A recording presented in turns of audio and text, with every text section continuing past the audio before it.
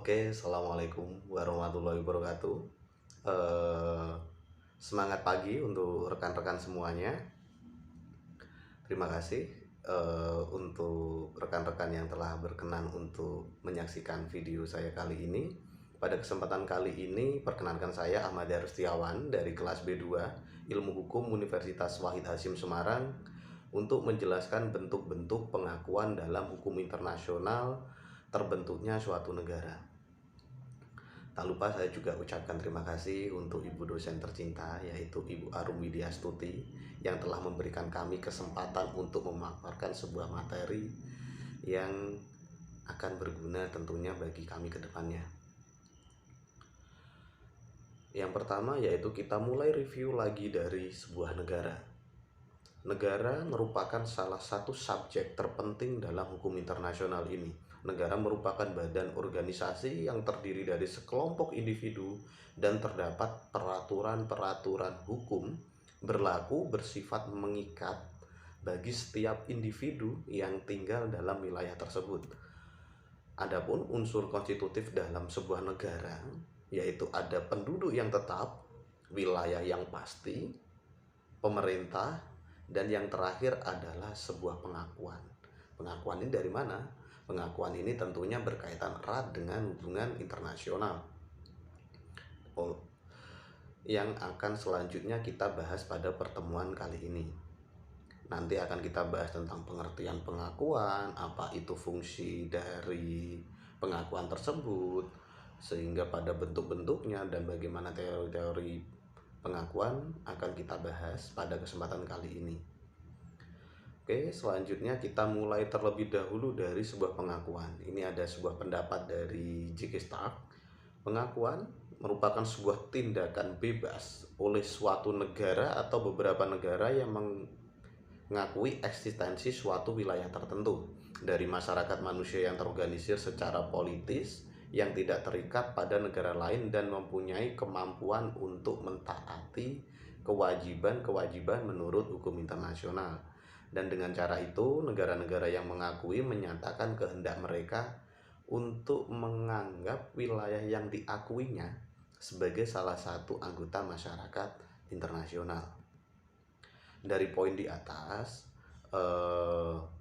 dapat kita ambil beberapa poin dari pengertian di atas, yaitu yang pertama, ada tindakan bebas suatu negara ataupun lebih, karena pengakuan ini adalah sebuah tindakan yang bebas. Selanjutnya, untuk mengakui eksistensi suatu wilayah tertentu, tentunya ini diberikan kepada siapa ataupun subjeknya siapa, negara A, B, ataupun C.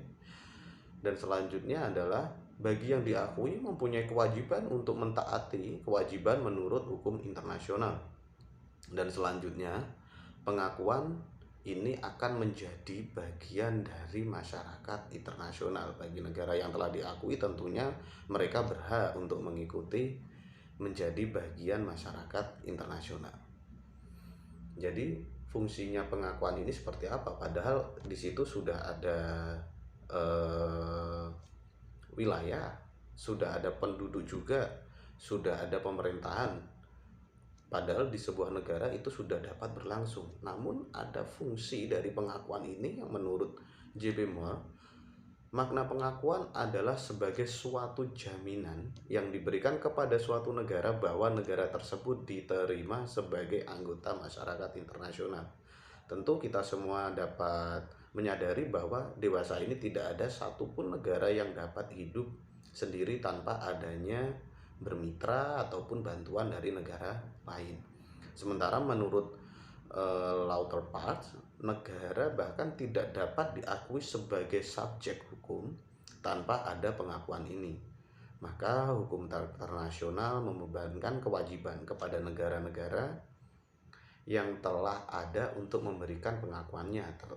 Tentunya ini dengan persyaratan dan kriteria-kriteria tertentu agar negara baru itu ada.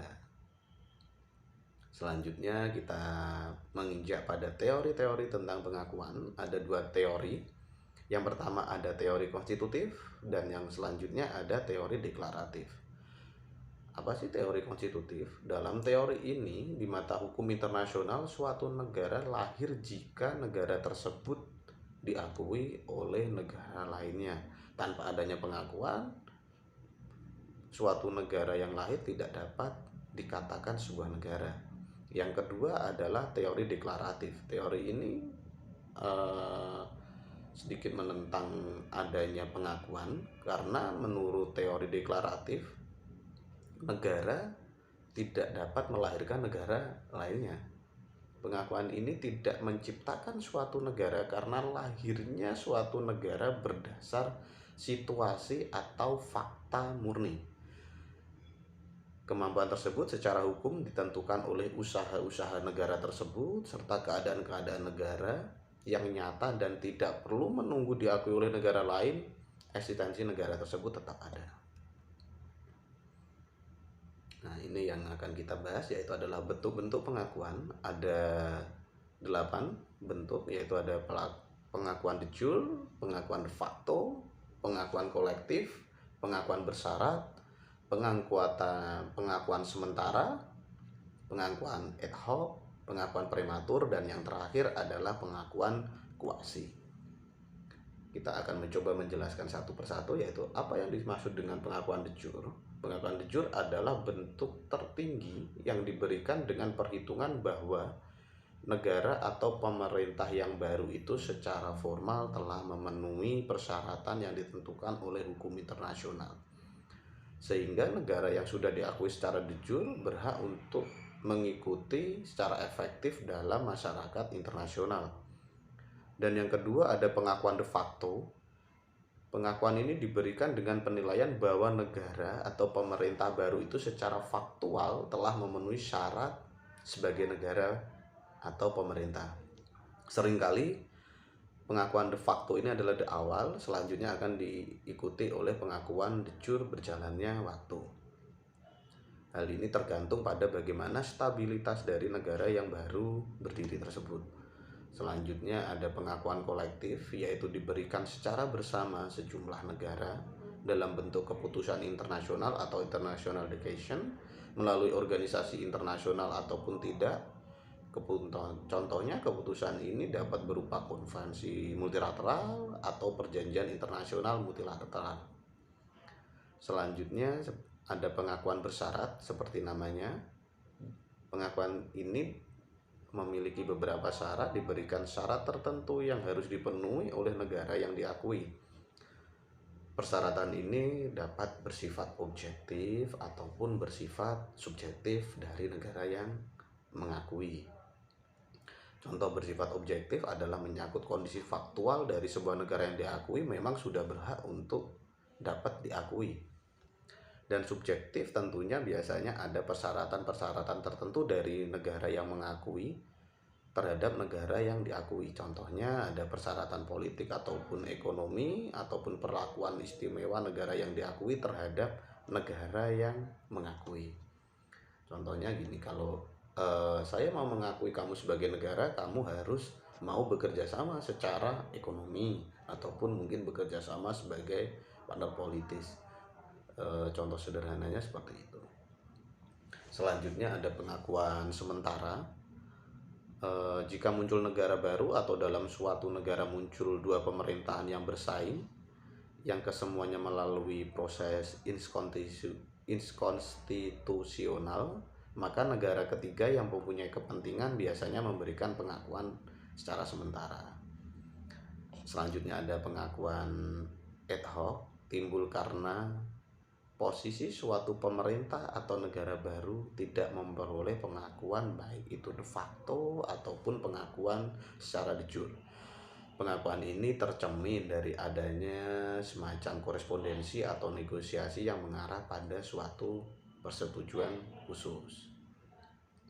Selanjutnya ada pengakuan prematur, seperti namanya. Pengakuan ini diberikan kepada negara baru padahal belum terpenuhi syarat yang telah ditetapkan oleh hukum internasional.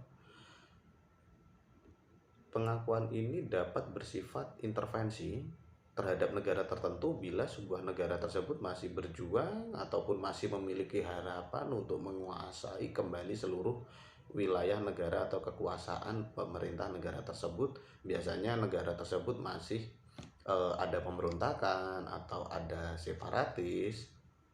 Jadi ketika ada negara lain yang mengakui pemberontakan tersebut sebagai sebuah negara, di situ dapat diakui sebagai intervensi ataupun dapat diakui sebagai pengakuan prematur. Dan yang terakhir ada pengakuan kuasi, yaitu pengakuan yang dapat ditafsirkan dari tindakan-tindakan negara tertentu di mana secara resmi pengakuan tidak diberikan. Contohnya ada kerjasama AS dengan Taiwan, padahal di situ AS tidak juga mengakui Taiwan sebagai sebuah negara. Demikian presentasi yang dapat saya sampaikan. Ada kurang dan lebihnya saya mohon maaf. Terima kasih. Wassalamualaikum warahmatullahi wabarakatuh.